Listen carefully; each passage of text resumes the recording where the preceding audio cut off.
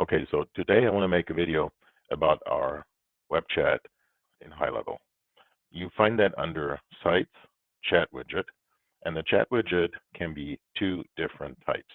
The first type that we have had for a while is the SMS or email chat. Now, the idea behind the SMS or email chat is that if you have somebody on the site and they start chatting with you in the web chat, it actually takes them off the website, because what you also always realize is in order for working with the live chat, you have to stay on this website. You can't go somewhere else, because if you go somewhere else, then what you see here happens. It times out and the conversation basically gets lost. And so the first widget here is an SMS or email chat, and that SMS or email chat results in the chat widget collecting somebody's email address or collecting somebody's mobile phone number, and then the chat can continue in SMS or in email. The live chat is fairly new, and the live chat is what you would expect a regular live chat to be. You can actually talk in conversations with somebody that is on the website. But I'm going to demonstrate use for it, of course, here at the website here, and I say, okay, I am looking for some help.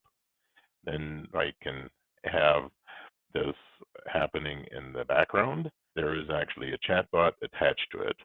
We have AI bot that has now responded. So I'm just going to give my name here. It's basically going to lead me to the point where I can book a conversation.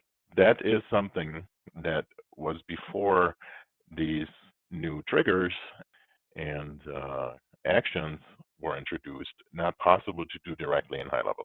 You had to go buy a third-party product, but that is now possible, and I'm going to show you how. There is actually a workflow. That workflow has a trigger of customer replied, and the reply channel is live chat. At the end of the workflow, then there is an action where we actually send a live chat message back. So what does this workflow do? It basically connects Premium Actions and OpenAI Assistant to the Highlevel chatbot. That is completely inside of this workflow here. That's basically what this workflow does.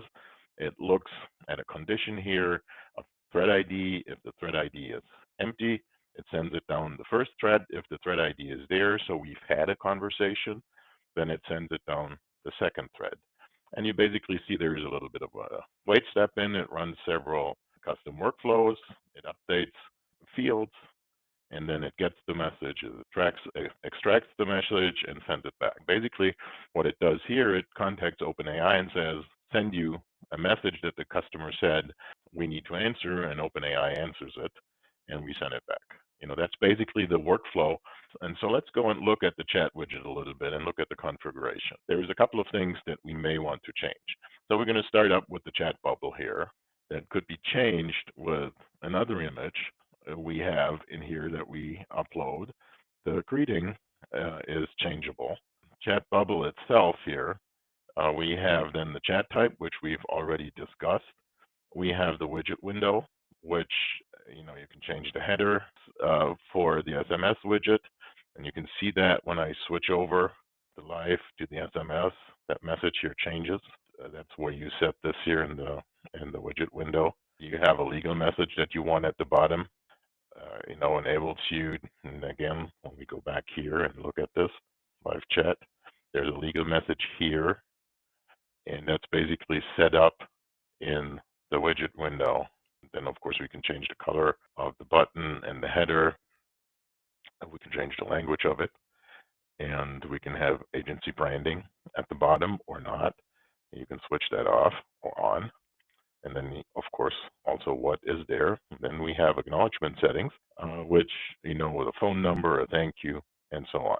When we have the chat type on SMS, when we switch over to live chat, you see that the acknowledgement settings here are a little bit more expansive. When chat ended, rate your experience, and so on. Those things are then in there, and the same thing with the widget window here. The header is the same, but the questions change, and that's basically the standard configuration of our chat widget here.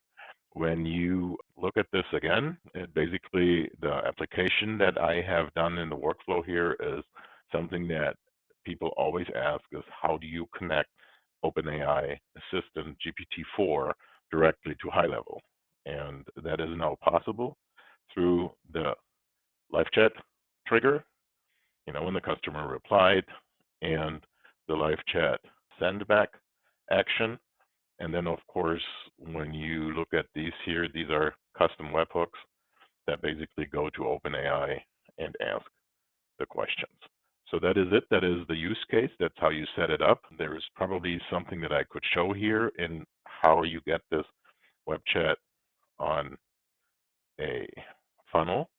You see here the chat widget can just be enabled at this point, and then it is in the funnel. What you can also do is when you go to the chat widget here, you can get the code, and then you have code that will allow you to actually integrate it. Of course, it can also be integrated into WordPress. In WordPress, you just install the lead connector plugin, and then you can pull the chat widget in.